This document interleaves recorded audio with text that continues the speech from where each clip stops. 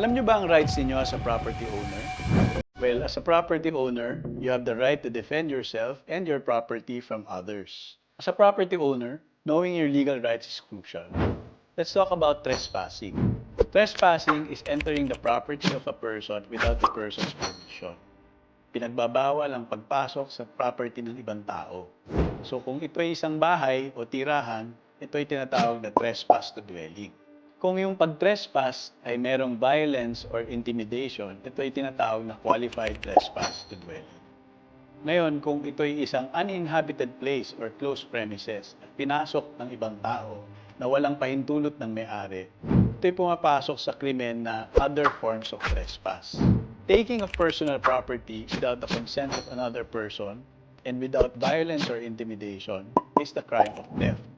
Now, if there is violence or intimidation, the person committing the act commits robbery.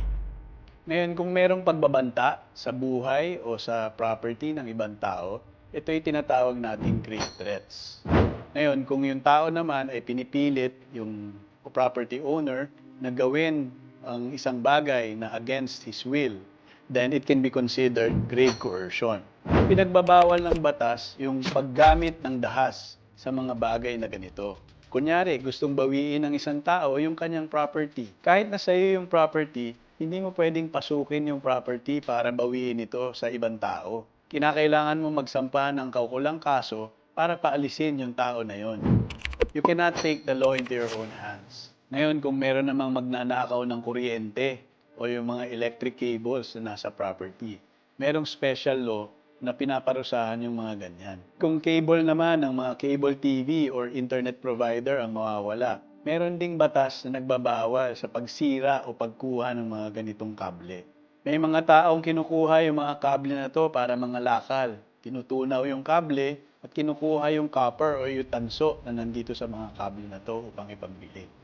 Kung sakaling mangyari ito sa atin, tumawag agad sa barangay or sa pinakamalapit na police station para i-report yung pangyayari. Mas maganda na mag-report sa otoridad kaysa sa harapin natin itong mga tao na gumagawa ng krimen.